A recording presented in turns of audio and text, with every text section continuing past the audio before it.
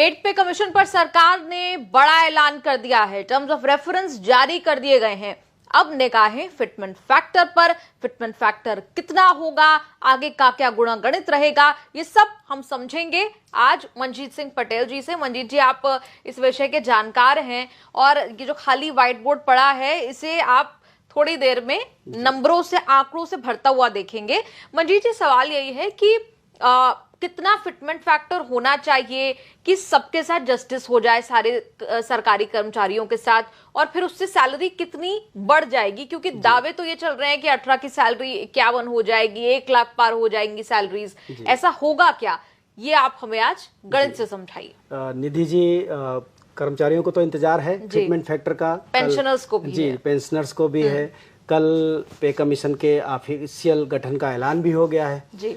अभी, लेकिन कर्मचारी गफलत में हैं, संशय में हैं, क्योंकि बिहार के चुनाव हैं, 10 महीने बीत गए तब जाकर के उसका गठन किया है।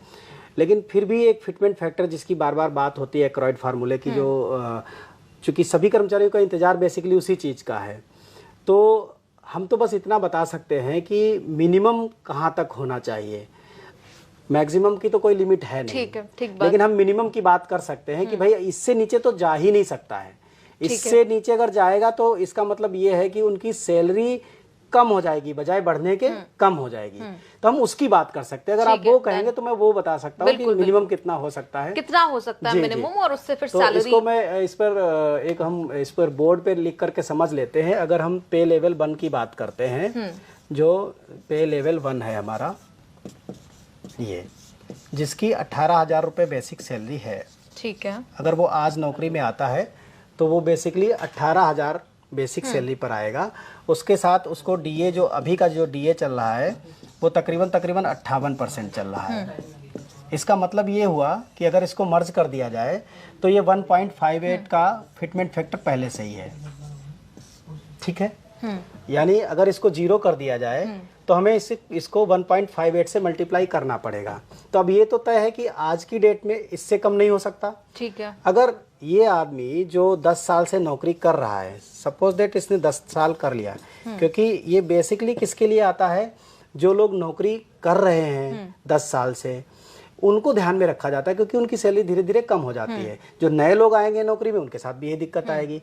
अगर हम इसको इमेजिन करें कि ये 2025 में कहाँ पर होगा, 2025 में ये कहाँ है, इसकी बेसिक सैलरी कितनी होगी, जिसकी कि 18,000 बेसिक सैलरी थी, तो आप देखेंगे इसका हमने एक चार्ट भी बना रखा है कि 2025 में ये 23,500 पर है। ये 23,500 रुपये इसकी बेसिक सैलरी है। और यहाँ हमने डीए दिया था, डीए आज का दिया था, ये 58% प्लस डीए, ये हो गया 58%, ठीक है ना। तो ये आज की डेट में यहाँ तक पहुंच चुका है, बेसिक सैलरी 23,500। अब सरकार कहती है कि कम से कम 18 महीने और लग रहे हैं इसको। 18 महीने तो उसको रिपोर्ट बनाने में लग जाएंगे, 6 महीने तो रिपोर्ट देने में और संस्थितियों को सरकार को मानने में लग जाएंगे, तो 18 6 24 तो ऐसे ही हो गए मंथ, यानी 2 साल तो ये हो गए। अच्छा, तो ये हो गया, 2 साल हो गया। अब आप सोचो कि 2 साल में इसको 2 इंक्रीमेंट भी मिल जाएंगे। भाई सैलरी तो रुकेगी नहीं, जब तक कि पे कमीशन की कोई फिटमेंट फैक्टर नहीं आता तब तक सैलरी नहीं रुकेगी। तो अगर हम इसको 2 साल के बाद देखें तो ये जो 2025 में है, ये 2028 के शुरू में होगा 26,800 रुपए के बेसिक पर, प्लस उस समय बिना पे कमीशन आए ये 74% डियरनेस अलाउंस के आसपास होगा। तो इसका मतलब यहाँ पर 1.74 का फिटमेंट फैक्टर ऑलरेडी मौजूद है। जब तक पे कमीशन लागू होगा तब तक हम यहाँ पर पहुंच चुके होंगे जी। तो अब अगर 1.7 का फिटमेंट फैक्टर पहले से मौजूद है और हमें ग्रोथ 0 है, अगर इसको मर्ज भी कर दें तो भी ये 0 है, ग्रोथ तो हमें कुछ मिली नहीं। अब अगर सरकार हमें 20% का भी ग्रोथ देती है तो 20% का मतलब 0.20 का फिटमेंट फैक्टर एडिशनल इसमें बढ़ाएगी। तो ये जो फिटमेंट फैक्टर निकल करके आ रहा है 1.7 की जगह 9 हो जाएगा, और यहाँ 1.94 हो गया, ठीक है। तो ये तो मिनिमम फिटमेंट फैक्टर केवल तब है जब हमने क्या किया कि केवल 20% की ग्रोथ ली। लेकिन अभी हमारी जो मेन डिमांड चल रही है, ये जितना कुछ इन्होंने दिया है, ये सारा का सारा, ये बेसिकली जो फैमिली यूनिट्स हैं वो 3 कंसीडर की गई हैं। फैमिली यूनिट्स 3 है। 3 का मतलब हस्बैंड, वाइफ और 2 बच्चे हैं, 2 किड्स हैं, ठीक है, आधी आधी यूनिट के।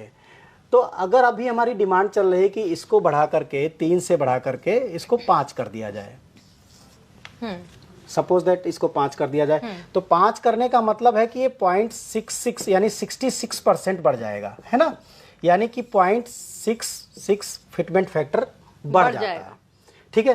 तो अगर हम इसको 1.94 को में इसमें 0.66 जोड़ देते हैं तो ये फिटमेंट फैक्टर बन करके आता है लगभग ये 2 हो गया, 2.6 आ गया, 2.60, ठीक है ना, ठीक है। तो ये जो फिटमेंट फैक्टर बनता है, तो ये हम मान करके चल रहे हैं ये मिनिमम फिटमेंट फैक्टर हो सकता है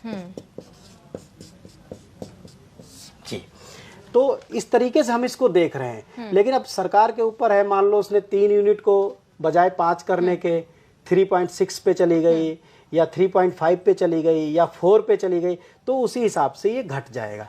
हम बहुत कम ग्रोथ लेकर के चल रहे हैं, मुश्किल से, क्योंकि 7th पे कमीशन में हमको 24% की ग्रोथ मिली थी, यहाँ हम 20% ले रहे हैं, ठीक है, तो भी जाकर के हम 1.94 तक पहुंच रहे हैं, मतलब इससे तो कम पॉसिबल ही नहीं है हमारी नजर में।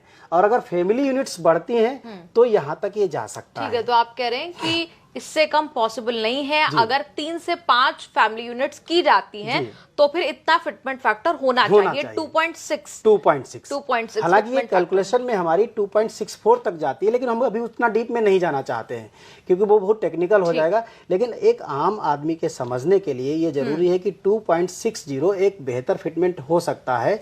तो आप ऐसे समझिए कि जिस आदमी की 18,000 बेसिक सैलरी होती थी पे लेवल 1 की, वो अगर हम इस कैलकुलेशन पे जाएंगे 2.60 से मल्टीप्लाई करके हम देख लेते हैं इसको एक बार, कि अगर हम इसको करते हैं तो सैलरी कितनी पहुंचेगी वो जानने की कोशिश कर तो 46,800 रुपए बनता है, यानी 18,000 वाला वो 46,800 रुपए तक पहुंचेगा, यानी लेवल 1 की जो पहली पेमेंट होगी बेसिक सैलरी वो 46,800 पे चली जाएगी।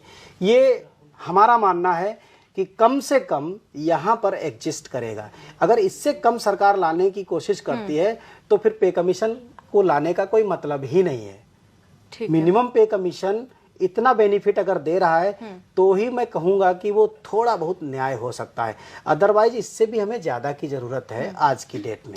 मतलब वो जो एक आंकड़ा चल रहा था 18 की सैलरी 51 हो जाएगी, तो ये जो आपने कैलकुलेशन लगाई है उसके हिसाब से भी 18 की सैलरी 46,800 के आसपास पहुंचती है। 51 तो नहीं पहुंच रही, 51 नहीं पहुंच रही, लेकिन हम अगर इसमें थोड़ा सा अगर 0.1 का इजाफा होता है तो वो 51 के ऊपर भी निकल जाएगी, लेकिन ऑलमोस्ट तो ये जस्टिफाइड लगता है आपको? हाँ, ये मैं देखो, ये सरकारें बड़ी कंजूस हैं, कर्मचारियों को कुछ देना नहीं चाहती।